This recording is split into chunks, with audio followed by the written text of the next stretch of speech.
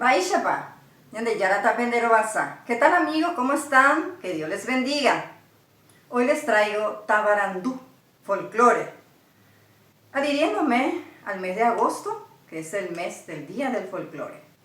Así que hay para bellezare cocherie, quiero que me atiendan. Tabarandú. Tabarandú significa folclore, concepto. Ha e mba e oye yapo, ha oye güero viaba, oye embojazaba, tubawi ta irape, ojazabo aracuera, umia ha e, yeroviapu, mba e acoy, oye yapoba, mombe una, mombe upu, nye enga, pura hei, hamba e, tabaiguacuera, oipuruba, ha upeisha hape, iñasai, ha isarambi, opa rupiete. ¿Qué es el folclore? El folclore es el saber popular, el saber del pueblo.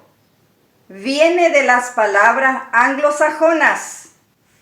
Fol, que significa vulgo, pueblo. Lore, que significa saber, ciencia. Es un término propuesto por el inglés William John Thoms. Lo hacía para designar las tradiciones, creencias, costumbres, leyendas, canciones, proverbios, refranes de las clases populares, y desde entonces es un término de uso universal.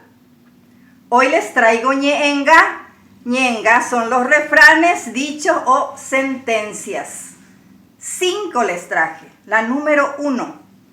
Cuñapona, Hayagua de raza y Yara Catuetebaena. Traducido es: mujer bonita y perro de raza indefectiblemente tienen dueño. La número 2. Sheyeuma, he y iñate uva. Traducido es: yo otra vez, dice el perezoso. La número 3. Todo puede ser he y subape y cativa ecue, que traducido es: todo puede ser, dice quien tiene catinga en la frente. Número 4. Lígape, yacare, yepe o yajogaba, que traducido es: con la incitación hasta el cocodrilo se ahoga. Y la última y la quinta, akinini mashe, hei oye yububa. Traducido es: ya me callo, dice el que se ahorca. Así termina nuestra lección de hoy. Ya yo ya bebé.